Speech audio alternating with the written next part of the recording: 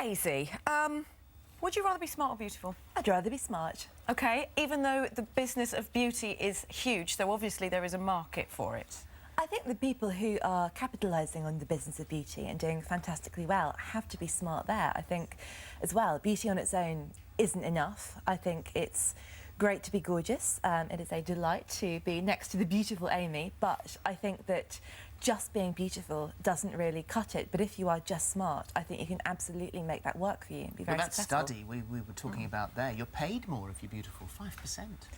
I think that people take you at your own estimation. I think now more than ever, standards of beauty are getting wider and broader. Obviously, it's still imperfect, but I believe that in 2015 we're becoming much more open and accommodating about, you know, the subjectiveness of beauty, and people can look 1,000 different ways, and it's all about your confidence, how you present yourself, and if you act like you're hot, I think you can take a lot of people in, whereas I think being smart is maybe a bit harder to fake. So beauty is in the eye of the beholder? Absolutely. Do you need brains if you are beautiful?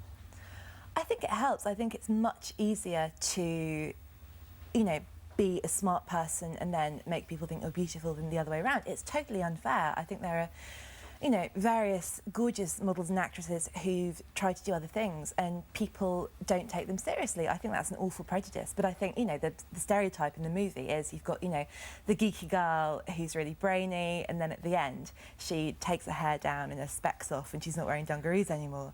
And everyone's like, wow, you're stunning too. Whereas if you're the bimbo in the movie, you're always the bimbo. And if you try to be smart, people aren't believing of that or supportive of that. I think that sucks. I think that's unfair, but I do think that if you're smart, you have an advantage. You could have taken a degree in Cardiff, but you chose not to. You went into modelling. I did, and the reason for that is, I suppose, I always felt that the opportunities offered to me in the modelling world weren't something that was going to last. You know, it is a more... So you obviously had the brains to realise that. Yes, of course, and university is something that I can go back to at any time. It really is, and quite frankly, I proved that I had the brains to get into uni in the first place. So, I mean, whether I completed the degree or not, we'll see.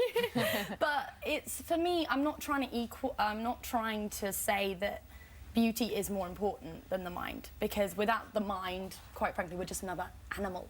You know, a tiger's beautiful, but it's not going to build skyscrapers or cure disease, is it?